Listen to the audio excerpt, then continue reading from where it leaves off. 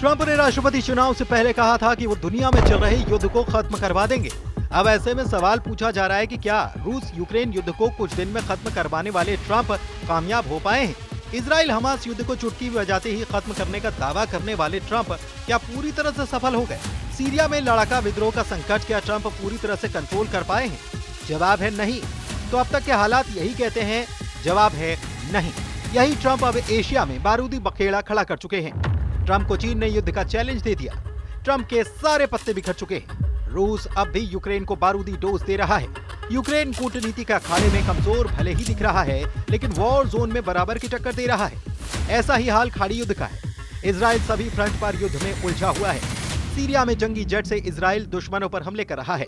West Bank Gaza में Israel की army operation जारी रखे हुए है। यमन फ्रंट पर भी नेतन्याहू की मिसाइलें वॉर मोड में हैं।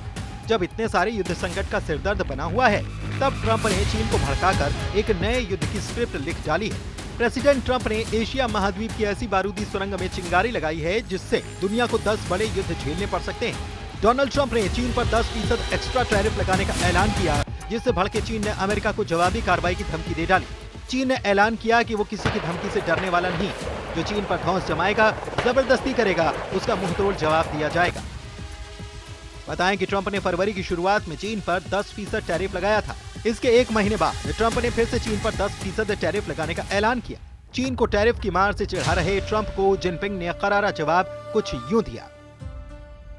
अब चीन के विदेश मंत्रालय के प्रवक्ता ने कहा है कि अमेरिका अगर सही मायने में फेंटेनाइल मुद्दे को हल करना चाहता है तो उसे एक दूसरे की चिंताओं को दूर करने के लिए बराबरी, आपसी सम्मान और पारस्परिकता के आधार पर चीन के साथ बात करना चाहिए। और अगर अमेरिका खुफिया इरादे रखता है और वो टैरिफ युद्ध, व्यापार युद्ध या फिर किसी अन्य तरह का युद्ध छेड़ने पर जोर देता है, तो चीन आखिर तक उसे निभाएगा।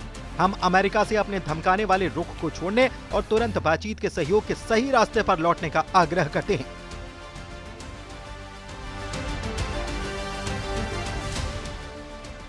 ट्रंप ने चीन को ट्रेड वॉर टेरर दिखाया, जिसके जवाब में ड्रैगन आर पार के युद्ध में उतर आया।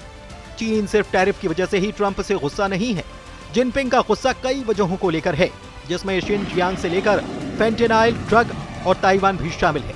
अमेरिका में फेंटेनाइल ड्रग की वजह से हर साल हजारों मौतें होती हैं, जिसके लिए अमेरिका चीन को जिम्मेदार बताता है, जबकि चीन ने ड्रग से हुई मौत के लिए सुपर पावर को अपने गिरेबान में झांकने की नसीहत दे डाली है। चीन के विदेश मंत्रालय के प्रवक्ता ने कहा है कि अमेरिका ने फेंटेनाइल मुद्दे को बहाना बनाते हुए अमेरिका को निर्यात किए जाने वाले चीनी उत्पादों पर एक बार फिर से टैरिफ लगाने का बहाना बनाया है। चीन ने बार बार अपना विरोध जताया है, जरूरी और जवाबी कदम उठाए हैं। अगर अमेरिका वास्तव में फेंटेनाइल मुद्दे को हल करना चाहता है, तो उसे अपनी संबंधित चिंताओं को हल करने के लिए समानता, सम्मान और पारस्परिक लाभ के आधार पर चीन से बातचीत करना चाहिए।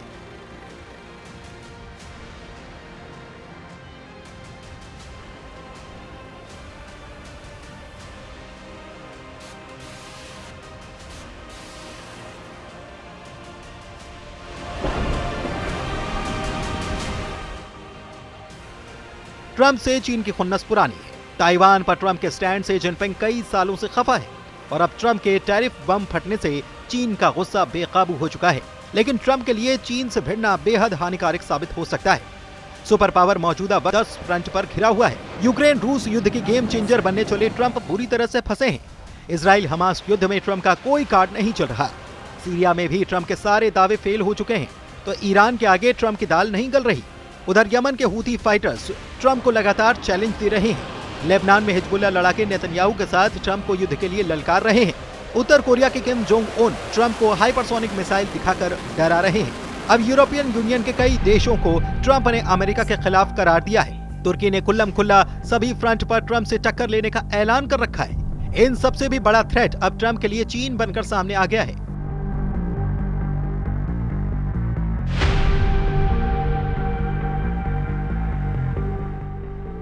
चीन ने कहा है कि ट्रंप जो चाहते हैं वही होगा। युद्ध चाहते हैं तो भीषण होगा, इतना भीषण कि अमेरिका की कई पीढ़ियां यह युद्ध याद रखेंगी। ड्रैगन ने अमेरिका के खिलाफ आग उगलना शुरू कर दिया है। चीन के विदेश मंत्रालय के प्रवक्ता लिन जियान का ये तेजाबी बयान फिर से सुन लीजिए। 2 अप्रैल से दुनिया भर में जैसे को तैसा टैरिफ लगाने का ऐलान किया गया है। उन्होंने कहा कि जो भी हम पर जितना टैरिफ लगाएगा, हम भी उन पर उतना ही लगाएंगे। ट्रंप ने हंसते हुए कहा कि मैं इसे 1 अप्रैल को लागू करना चाहता था, लेकिन फिर लोग इसे अप्रैल फूल समझते। अमेरिकी राष्ट्रपति डोनाल्ड ट्रंप ने कहा कि यह सिस्टम अमेरिका के लिए उचित नहीं है और न ही कभी थी।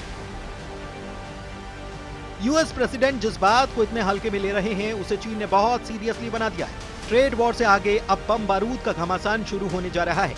इसकी सबसे बड़ी वजह ट्रंप का ताइवान को समर्थन देना माना जा रहा है। ट्रंप ने शपथ लेने के बाद पहली कैबिनेट की बैठक की, तब उनसे ताइवान पर सवाल किया गया था। ट्रंप ने उस वक्त ताइवान पर कुछ भी बोलने से मना कर दिया था। ट्रंप ने ताइवान के सवाल पर जवाब देते हुए ये भी कहा था कि वो खुद को मुश्किल हालात में नहीं डालने वाले। हालांकि इससे पहले ही अमेरिकी विदेश मंत्रालय की वेबसाइट पर वन चाइना पॉलिसी की धज्जियां उड़ा दी गई थी, जहां से ये लाइन हटा दी गई थी।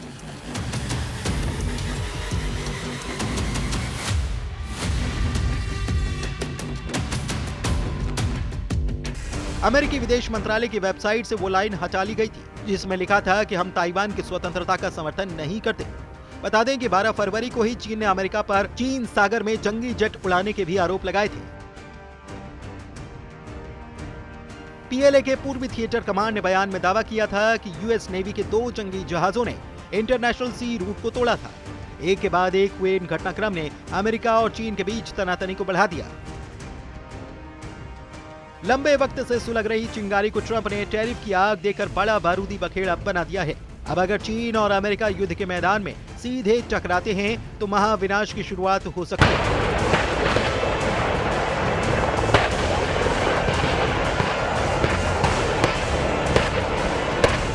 चीन खुद को किसी भी पैमाने पर अमेरिका से कम नहीं आंकता। चीन ने नेवी और मिलिट्री पावर में जबरदस्त इजाफा किया है। चीन के पास सबसे घातक हथियार एटम बम है। वहीं अमेरिका इस वक्त कई युद्ध संकट से चाहे अनचाहे घिरा हुआ है। ऐसे में अगर अमेरिका चीन युद्ध शुरू हो गया तो इसका अंत सिर्फ नरसंहार के हथियार से होगा।